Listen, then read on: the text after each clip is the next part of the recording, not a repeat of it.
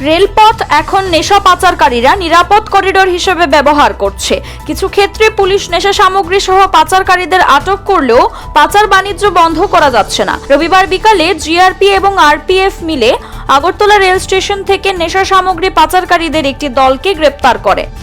তাদের কাছ থেকে উদ্ধার করা হয়েছে মোট 345 বোতল অবৈধ অ্যাসকোফ সিরাপ। তারা এগুলি রেলে করে আগরতলা নিয়ে এসেছিল। এই নিয়ে আগরতলা জিআরপি থানায় একটি মামলা নিয়ে তদন্ত শুরু হয়েছে। পুলিশ ধৃত 4 জনকে জিজ্ঞাসাবাদ চালিয়েছে। আগরতলা জিআরপি থানার ওসি এই বিষয়ে বিস্তারিত জানিয়েছেন।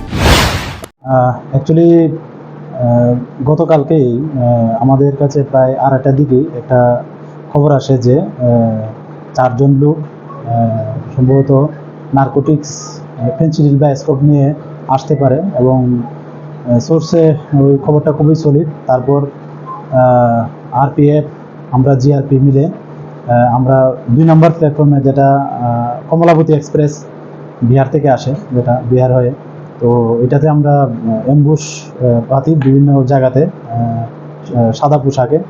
তারপর প্রায় যখন 2 নম্বর প্ল্যাটফর্মে কমলাবতী এক্সপ্রেস নামলো, তখন এই 4 জনকেই মানে তারা নামলো এবং বড় বড় পিট্টু ব্যাগ আছে তাদের কাছে।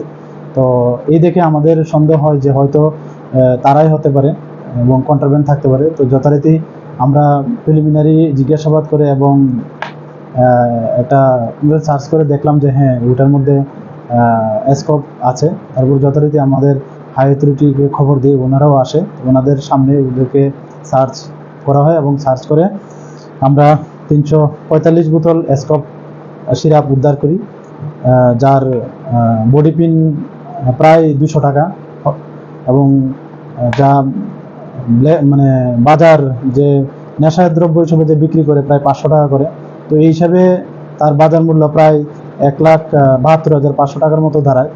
তো তারপর আমরা ওদেরকে অ্যারেস্ট করি এবং আমাদের জিআরপি থানাতে একটা স্পেসিফিক মামলা নেই।